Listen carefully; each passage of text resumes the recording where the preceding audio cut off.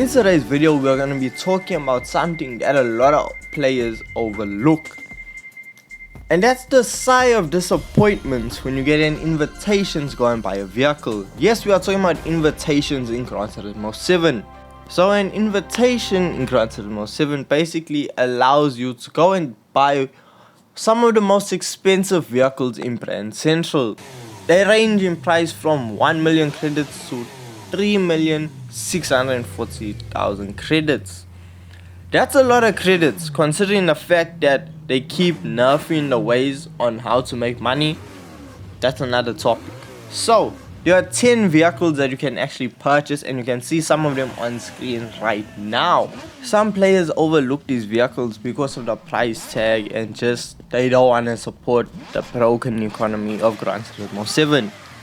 And when I tell you, you are missing out. These are some of the best standard vehicles you can get. Even upgraded, these cars are amazing.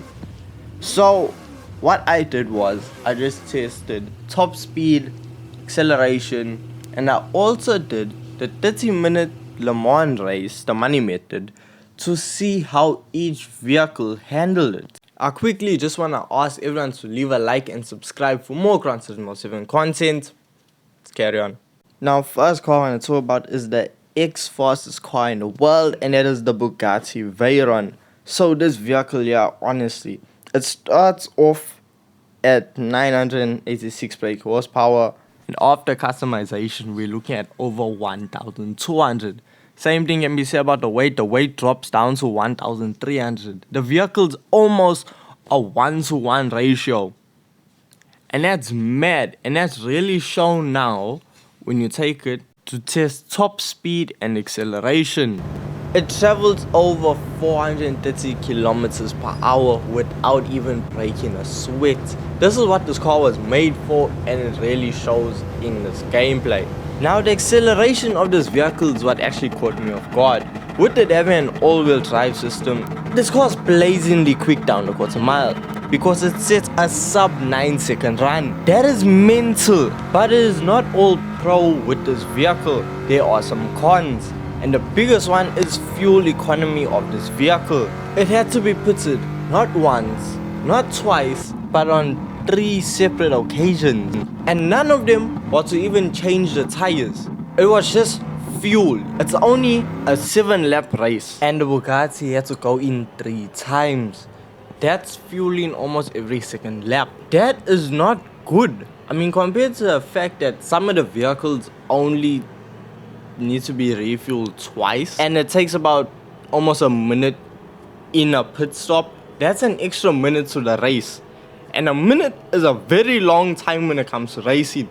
So yes, this vehicle has very poor fuel economy. However, you will set the fastest laps in this vehicle. That is just because of how much power it has, and it's actually quite good around the corners. So yes, it has pros, but it has cons too. There's a special feature on 2 of the Ferraris, and that's the Ferrari FXXK and the Ferrari LaFerrari, and that is the hybrid system. So it has a battery on board that also produces power for the vehicle. Now the battery actually regenerates power through braking and just not being on the accelerator. It gains power back. Now in a race like Le Mans, it is very helpful because you can have the car on a level 6 lean tune, and the car will still perform even better than your regular petrol vehicle. That is until the electric engine runs out, and it runs out rather quickly when you are maxing the vehicle out, as you can see on screen. So it does help out, but it doesn't help out for long. Now all of the vehicles feel unique in their own way, but you can feel that some of them are more special than others. And honestly, one that feels absolutely like a normal vehicle is a Citroen Vision GT. I don't know why, but this car just doesn't give the same sensation of like, wow, this car is special and I can feel it, you know. I enjoy driving this car. The Citroen just doesn't have that special touch. I don't know how to describe it, but it just doesn't feel as good or rare. It just feels like you're driving any other vehicle. And I hate to say it, but that's honestly my honest opinion. Even around Le Mans, it's nothing crazy, it's nothing special, it's just another vehicle. And if you are actually going to use these vehicles now after this video, keep in mind, maintain them, use them well. Don't just be body slamming them into walls, because maintenance on these vehicles is crazy expensive. Genuinely, it's insane how expensive it can be. Like, let's just take for example the Lamborghini Veneno, however you pronounce it. This is the most expensive car that you can buy out of the invitation vehicles. And if we look at bodywork and a new engine is almost 2 million credits. The car originally cost 3.6 million credits. So you're spending 2 for a new engine and 4.3 million credits for a new body. A new body is more expensive than buying the whole car.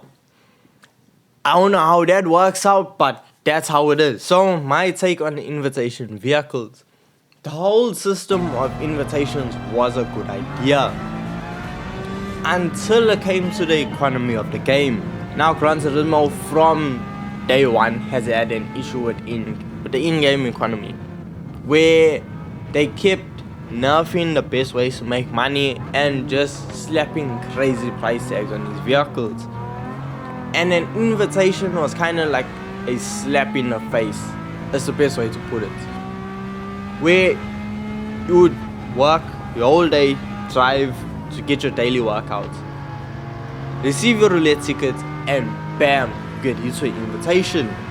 And think, hey, okay, this is big this year. And then you go on over to whatever dealer, whether it's Ferrari, Bugatti, Lamborghini, whatever it is, go in and you get hit with a purchase price of above 1 million credits, almost 2 million, 3 million credits. It really hurts, because now they just want you to spend money and they give you a certain deadline. It used to be 7 days, but in an update they changed it to now it lasts for a month. So you have a month now to work to try and get credits to afford these vehicles. Now that's an issue. You basically money grind for this goal, and then you purchase a vehicle and you might even be let down. There's so many better vehicles for a lot cheaper. I understand where they came from with the idea. Honestly, it's an amazing idea. I'm just happy some of these vehicles aren't ridiculously priced. I mean, they are, but compared to a legendary dealership, these are still reasonable prices. You can still work a way to try and earn these credits. That's the whole thing. But this can be a completely separate video about me talking about the economy of Gran Turismo 7. So guys, let me just ask you here quickly to leave a like, subscribe. Don't forget, more Gran Turismo 7 content coming out. Thank you so much for watching, and I'll see you in the next one. Peace.